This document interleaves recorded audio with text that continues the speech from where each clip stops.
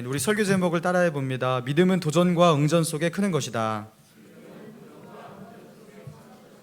믿음은 도전과 응전 속에 크는 것이다 라는 제목으로 본문의 말씀 중심으로 같이 하나님의 은혜 나누기 원합니다. 아이들은 싸우면서 큰다라는 말이 있죠.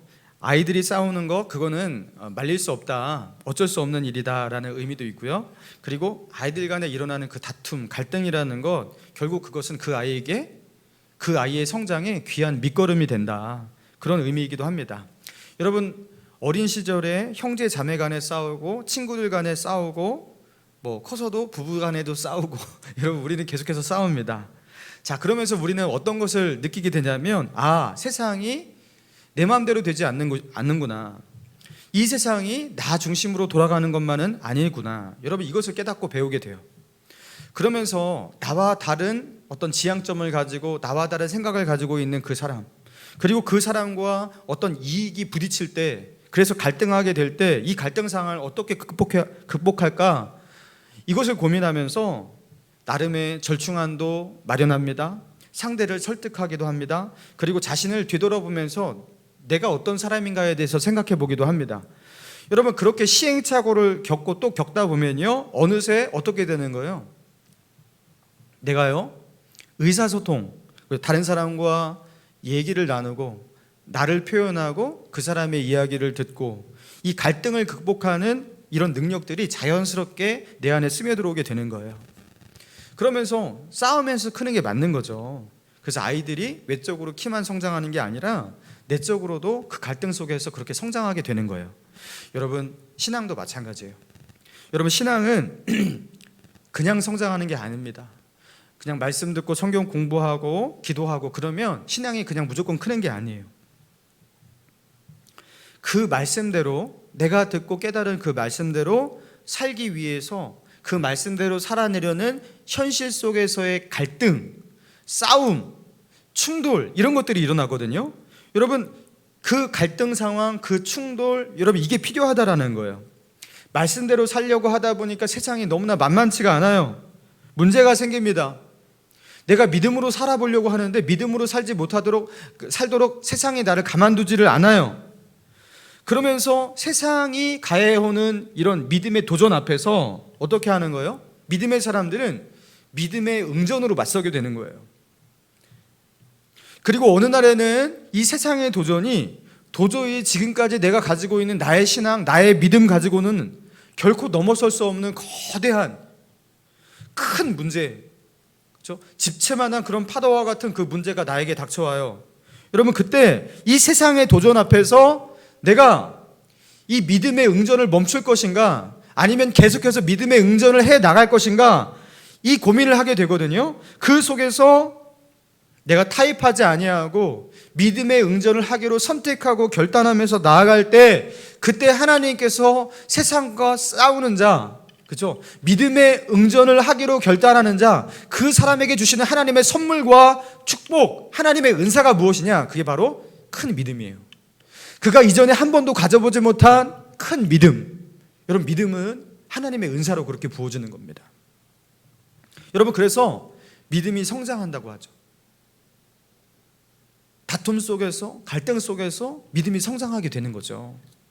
여러분, 그런 맥락 속에서 오늘 본문을 우리가 살펴봅니다. 예수님이 제자들 3명을 데리고 지난 시간에 높은 산으로 올라가서 거기서 영화로운 모습으로 변화되셨어요.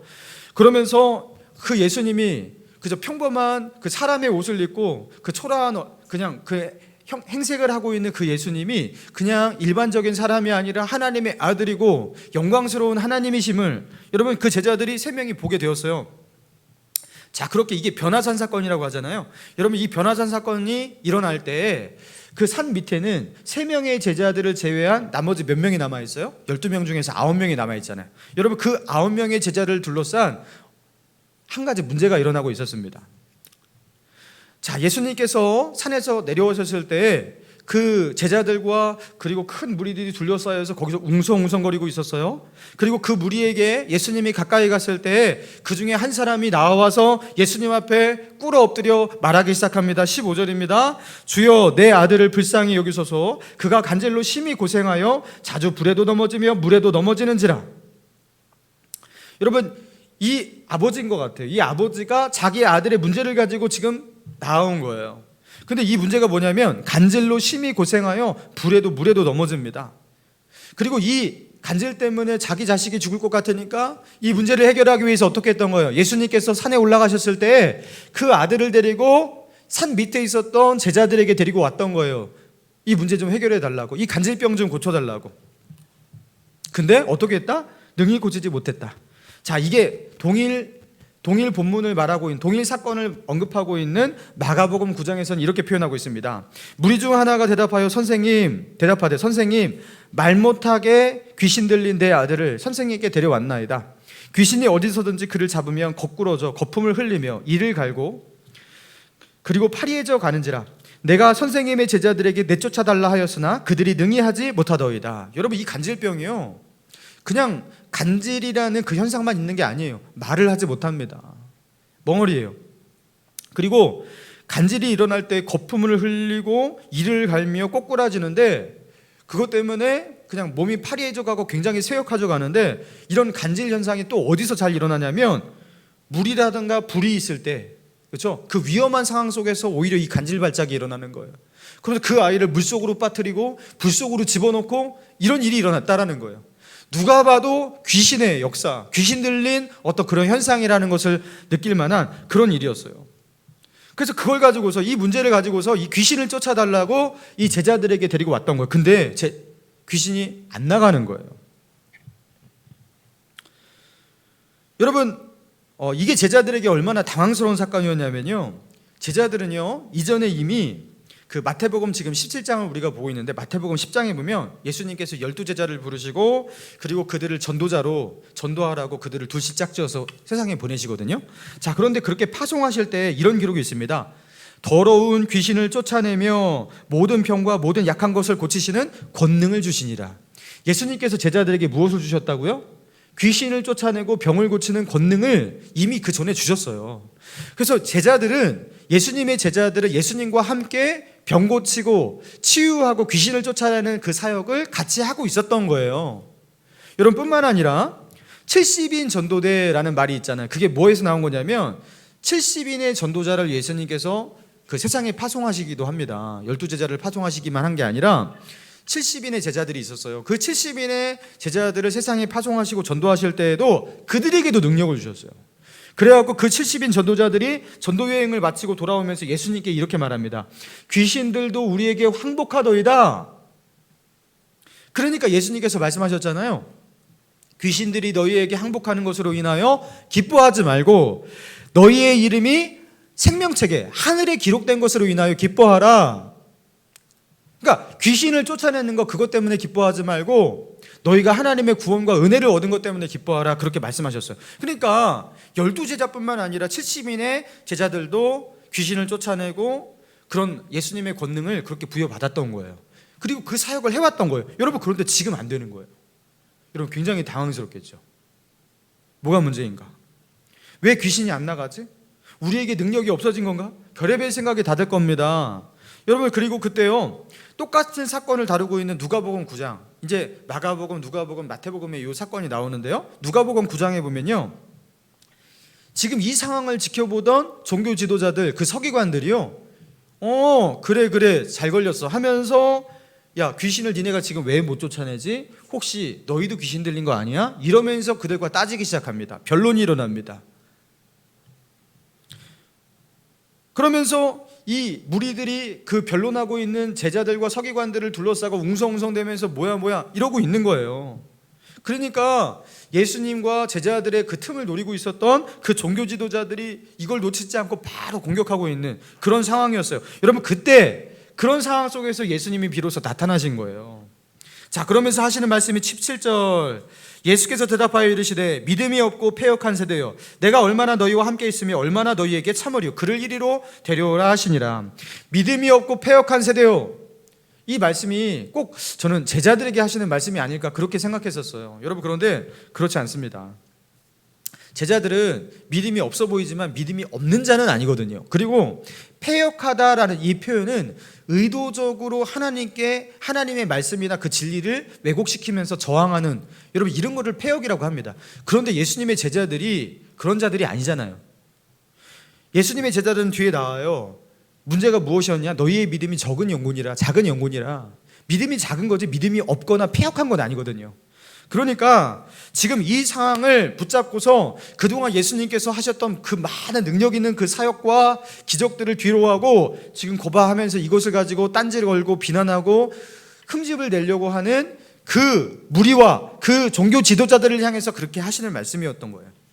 자, 그리고 더 중요한 것은 그 뒤에 말씀이에요. 제자들이 조용히 예수님께 나아가서 주님께 묻습니다. 우리는 어찌하여 쫓아내지 못하였나이까? 왜 우리가 귀신을 쫓아내지 못했습니까? 그 전까지 잘했는데요. 뭐가 문제입니까? 하면서 그 문제의 원인에 대해서 예수님께 물어와요.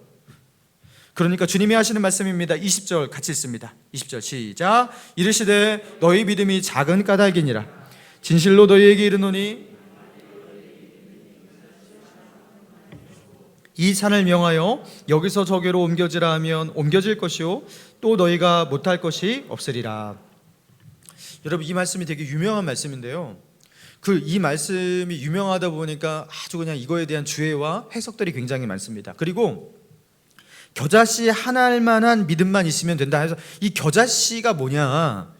그래서 이 겨자씨 같은 이 믿음이라는 것은 겨자씨가 작지만 그 안에 어마어마하게 큰 겨자씨의 생명력과 그 잠재력 이런 것들이 있는 그런 믿음을 말하는 게 아니냐 하면서 막 여러 가지 그런 해석이 있거든요. 자, 그런데 여러분, 핵심적인 이 말씀을 통해서 주님께서 우리에게 깨닫게 하고자 하는 가장 중요한 그 말씀을 알아야 돼요. 믿음이 겨자씨 하나만큼만 있어도 하면서 겨자씨 같은 믿음을 언급하시면서 또 뭐라고 말씀하십니까? 이 산을 명하여 여기서 저기로 옮겨지라 하면 옮겨질 것이요 이렇게 말씀하셔요. 여러분, 지금 예수님은요 대꾸를 이루면서 겨자씨와 산, 여러분 겨자씨는 굉장히 작죠. 산은 비교할 수 없을 정도로 크죠. 여러분, 믿음의 크기를 겨자씨에 비유하신 이유가 무엇입니까? 예수님은요 의도적으로 극단적인 크기의 차이를 강조하고 계시는 거예요. 너희의 믿음이 겨자씨같이 그렇게 작더라도, 그래서 그 믿음으로, 그 작은 믿음으로 부딪히는 그 문제가 산과 같이 큰 문제가 있다 하더라도 그 작은 겨자씨의 믿음은 결코 이 산과 같은 큰 문제 앞에서 어떻게 된다? 부딪히면 이긴다, 진다? 이긴다. 믿음이 이긴다. 아무리 작은 믿음이라도 겨자씨와 같은 믿음은 산을 옮길지언정 겨자씨와 같은 믿음이 지지 않는다. 그 말씀을 하고 있는 거예요. 여러분, 그러니까 이게요 제자들에게 적용해 보면요, 너희에게 그 산과 같은 이 문제가 비유하는 게 뭐겠습니까? 아까 그 악령 나가지 않던 악령, 그 큰 그 귀신도 여러분 힘이 약한 귀신이 있고 힘이 센 귀신이 있고요, 아주 흉악한 귀신이 있고요, 여러분 큰 귀신이 있고요, 작은 귀신이 있고요. 여러분, 걔네들도 서열이 있고 위계가 있다는 거 여러분 아십니까? 여러분, 정말로 흉악한 귀신이 있어요. 힘이 센 귀신이 있어요. 그리고 약한 귀신도 있습니다. 여러분, 지금 제자들은 어떻게 한 거예요? 지금까지 되게 자기의 믿음이 작은지를 몰랐어요. 왜요? 작은 귀신만 쫓아냈거든요. 자기 앞에 닥친 문제가 작았거든요. 근데 처음으로 아주 흉악하고 악질적인 귀신을 만난 거예요.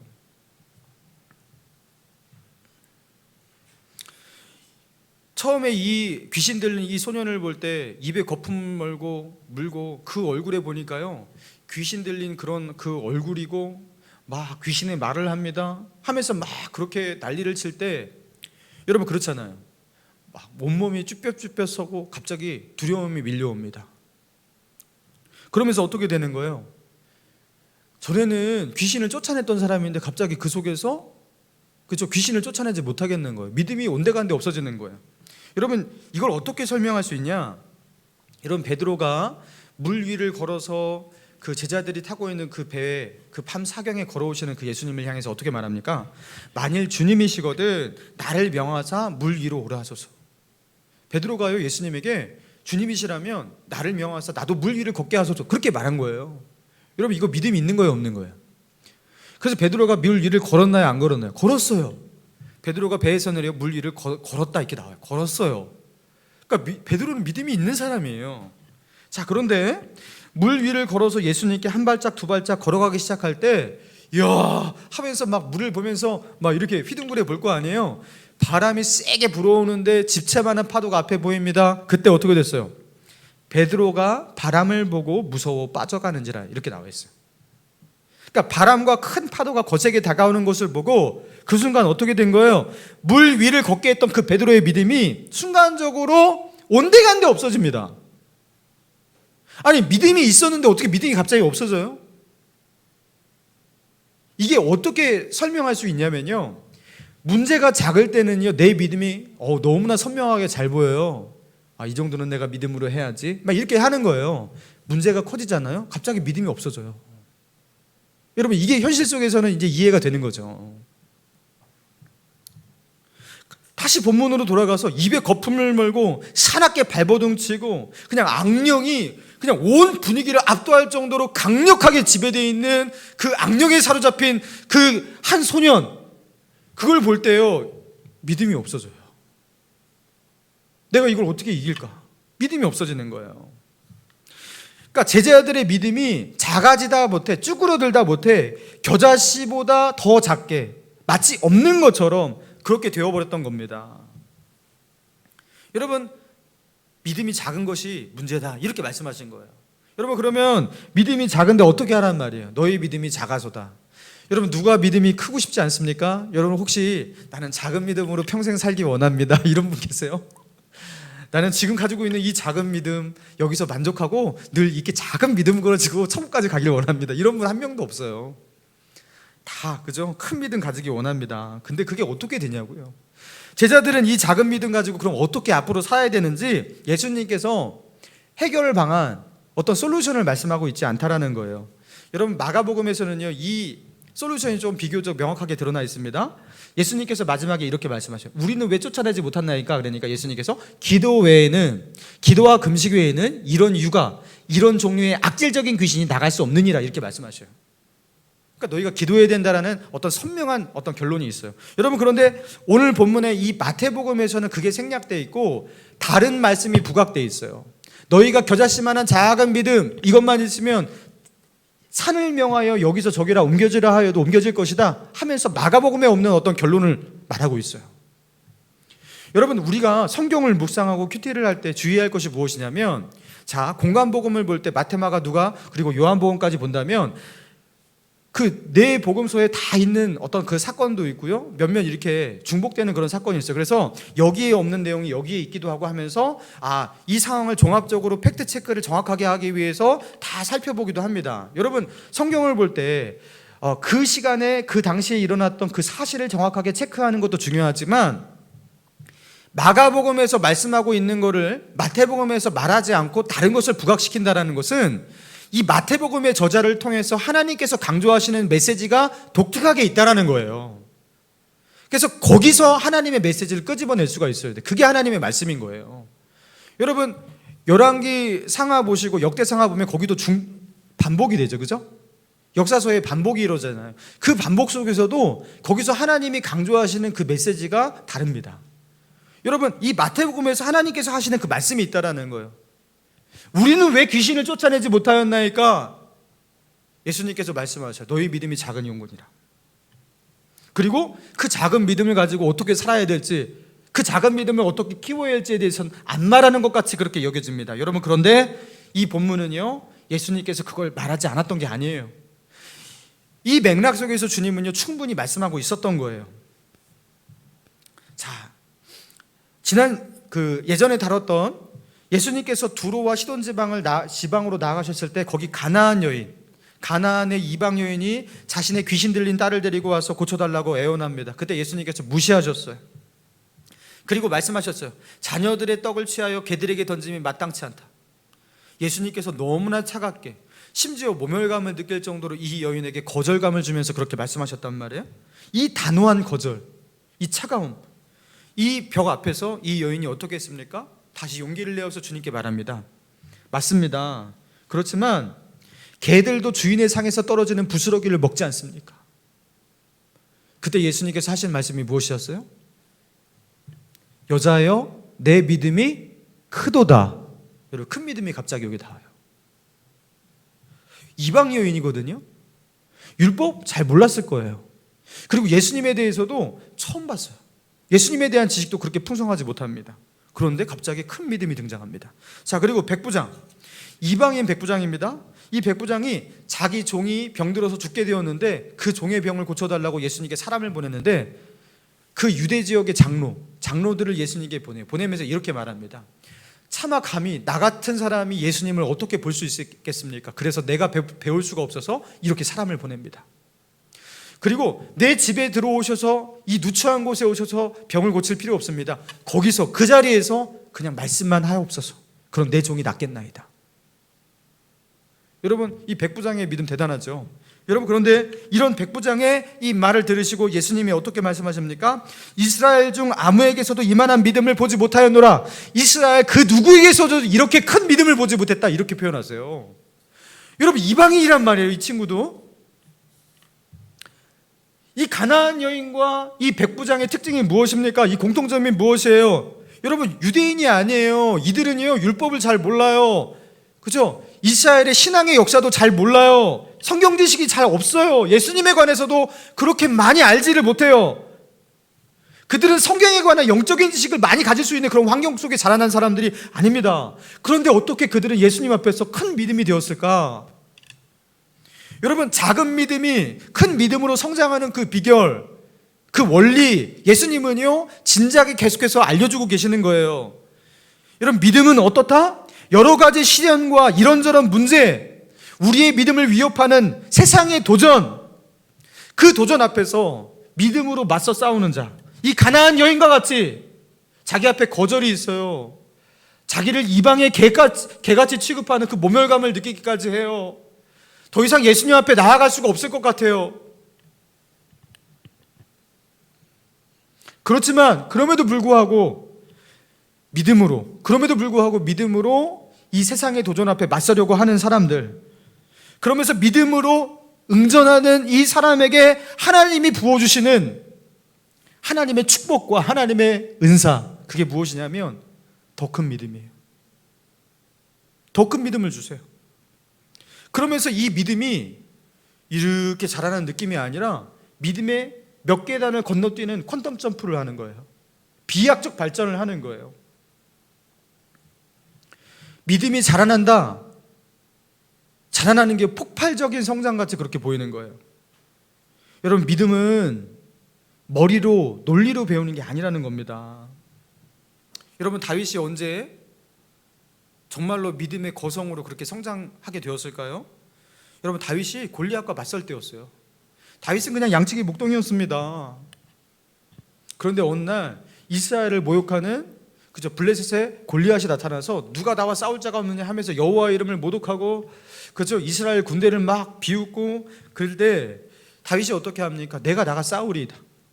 너는 나에게 칼과 단창으로 나아오거니와 나는 내가 모욕하는 만군의 여호와의 이름, 그 이름은 내게 나아가노라 하면서 변변치 않은 무기 들고 그냥 나아가잖아요.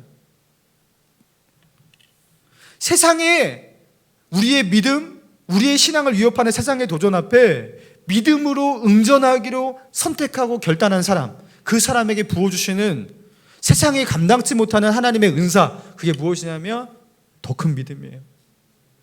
여러분, 우리에게 왜 믿음이 없습니까? 우리에게 왜 믿음이 없을까요? 우리는 싸우지 않기 때문입니다. 골리앗을 어떻게든지 피하려고만 했어요. 그렇죠? 우리에게 다가오는 그 골리앗, 나와 싸우자고 말하는 그 골리앗과 믿음으로 싸워서 그것을 넘어서려는 게 아니라 그것과 어떻게 하면 손을 잡을까? 어떻게 하면 적절한 중간 지점과 타협 지점을 만들어낼까? 이렇게 생각하면서 싸우지를 않는 거예요. 여러분, 그러니까 그 사람은 믿음이 필요 없어요. 믿음이 필요 없어요. 그리고 더 큰 믿음을 가질 수가 없는 겁니다. 여러분, 얼마 전에 읽었던 그 삼양교회 그 담임 목사님 정현철 목사님이 쓰신 그 간증집 같은 책인데요, 제가 금요일날 때 이 교회 그 여전사님 이야기를 해드렸는데 그거에 은혜를 받으신 분이 몇몇 분 계셨던 것 같아요. 여러분, 이 삼양교회 담임 목사님이 정현철 목사님이 젊은 시절에 이제 서울에서 사업을 했었다고 합니다. 여러분, 그런데 그 사업이 쪽박을 찼어요. 완전히 망했어요. 그래서 그 쓰라린 그 실패를 맛보고서 이 정인철 목사님이 그래도 신앙이 좋았던 청년이었던 것 같습니다. 어떻게 했냐면 서울에 있는 그 삼각산으로 그렇게 올라갔다고 합니다. 그리고 거기서 기도를 하는 거예요. 그런데 그날 비가 부슬부슬 내리는 비 오는 날이었다고 합니다. 저녁에 올라가서 기도를 하는데 여러분 비 맞으면서 산에서 그렇게 기도하는 거 여러분 그게 쉬운 일입니까? 여러분 얼마나 절박했으면 그죠? 그렇게 기도하겠어요. 여러분 그렇게 기도했다는 거예요. 밤을 새면서 새벽이 됐을 때였습니다.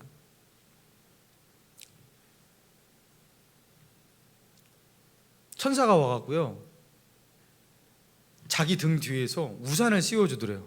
그래서 비가 내리는데 자기 머리는 비에 안 젖었대요. 이것을 어떻게 설명할 수가 있겠냐고 그분이 말씀하시더라고요.